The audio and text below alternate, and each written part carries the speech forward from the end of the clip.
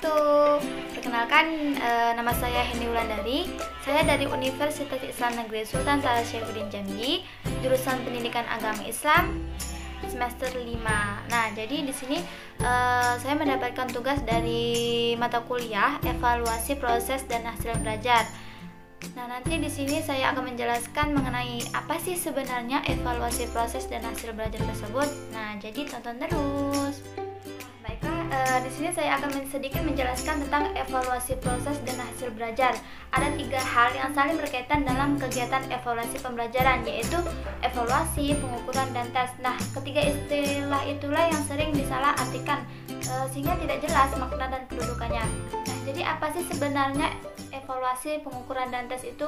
Jadi pengukuran itu adalah suatu proses yang menghasilkan gambaran berupa angka-angka mengenai tingkatan ciri-ciri khusus yang dimiliki oleh siswa tersebut. Lalu tes ialah suatu alat atau prosedur yang sistematis untuk mengukur suatu sampel perilaku, dan evaluasi di sini adalah pemeriksaan secara terus-menerus untuk mendapatkan informasi yang meliputi siswa, guru, program pendidikan, dan proses belajar mengajar untuk mengetahui tingkat perubahan siswa dan ketepatan keputusan tentang gambaran siswa dan efektivitas program. Nah, di samping itu, pada dasarnya hakikat evaluasi itu adalah keputusan tentang nilai suatu objek. Keputusan penilaian tidak hanya pengukuran saja, namun dapat pula didasarkan kepada hasil pengamatan. Nah, yang didasarkan kepada hasil pengukuran dan bukan didasarkan kepada hasil pengukuran pada akhirnya menghasilkan keputusan nilai tentang suatu objek yang dinilai. Lalu Marcel mengatakan bahwa ada 3 hal pokok yang dapat dievaluasi dalam pembelajaran. Yang pertama, hasil langsung dari usaha belajar, transfer sebagai akibat dari belajar, dan proses belajar itu sendiri. Hasil dari usaha belajar itu dapat dilihat dalam bentuk perubahan tingkah laku, baik secara substantif maupun secara komprehensif. Nah, perubahan itu ada yang dapat diamati secara langsung, ada pula yang tidak dapat diamati secara langsung.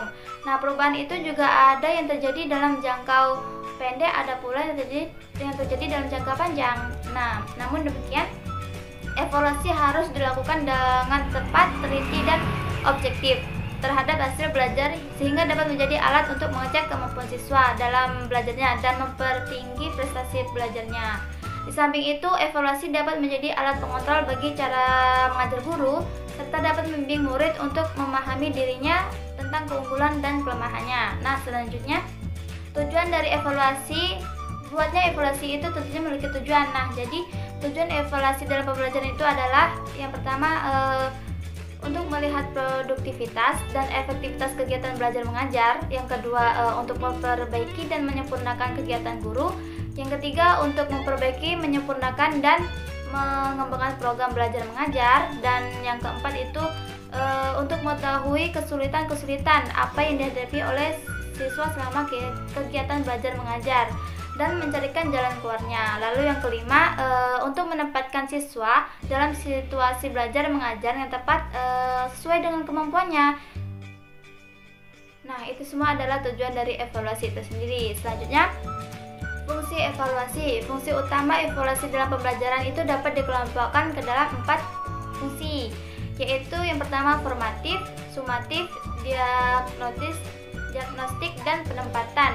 Nah, formatif itu adalah evaluasi dapat memberikan umpan balik bagi guru sebagai dasar untuk memperbaiki proses belajar mengajar dan mengadakan program remedial bagi siswa yang belum menguasai sepenuhnya materi yang dipelajari.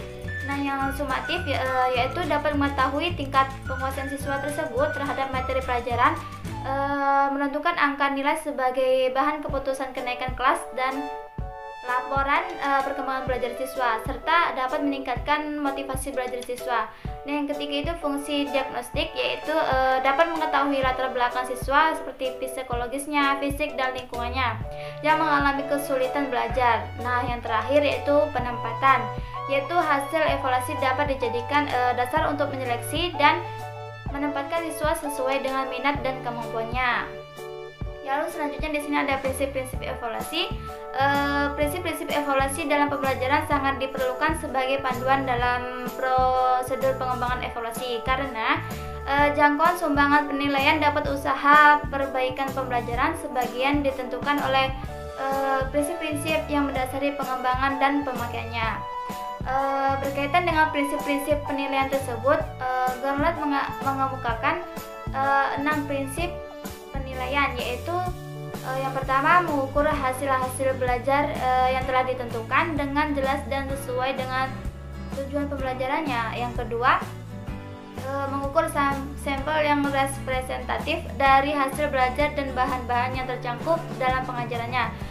Yang ketiga, mencakup jenis-jenis pertanyaan atau soal yang paling sesuai untuk mengukur hasil yang diinginkan. Yang keempat, direncanakan sedemikian rupa agar hasilnya itu sesuai dengan yang akan digunakan secara khusus. Nah, yang kelima itu dibuat dengan reliabilitas yang sebesar-besarnya dan harus ditafsirkan secara hati-hati. Dan yang terakhir yaitu dipakai untuk memperbaiki hasil belajar. Nah, di sini ruang lingkup evaluasi itu ada 3 ranah, yaitu domain kognitif.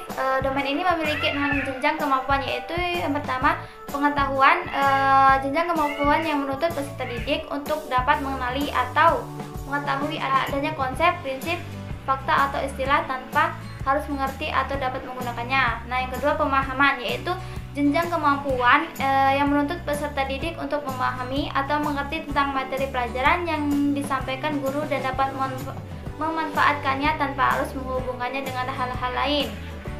Yang ketiga yaitu penerapan, yaitu jenjang kemampuan yang menuntut peserta didik untuk menggunakan ide-ide umum, tata cara ataupun metode, prinsip dan teori-teori dalam situasi baru dan konkret. Yang selanjutnya yaitu analisis, yaitu jenjang kemampuan yang menuntut peserta didik untuk menguraikan suatu situasi atau keadaan tertentu ke dalam unsur-unsur atau komponen pembentukannya. Selanjutnya sintesis, yaitu jenjang kemampuan yang menuntut peserta didik untuk menghasilkan sesuatu yang baru dengan cara menggabungkan berbagai faktor. Hasil yang diperoleh dapat berupa tulisan, rencana, atau mekanisme. Kata selanjutnya domain afektif, yaitu internalisasi sikap yang menunjukkan ke arah pertumbuhan batiniah dan terjadi bila peserta didik menjadi sadar tentang nilai yang diterima, kemudian mengambil sikap sehingga menjadi bagian dari dirinya dalam membentuk nilai dan menentukan tingkah laku. Nah, selanjutnya itu domain psikomotor, yaitu kemampuan peserta didik yang berkaitan dengan gerakan tubuh atau bagian-bagiannya, mulai dari gerakan yang sederhana sampai dengan gerakan yang kompleks. Perubahan pola gerakan memakan waktu sekurang-kurangnya 30 menit. Baiklah, itulah tadi penjelasan dari saya mengenai evaluasi proses dan hasil belajar. Semoga bermanfaat untuk kita semua. Saya akhiri, wassalamualaikum warahmatullahi wabarakatuh.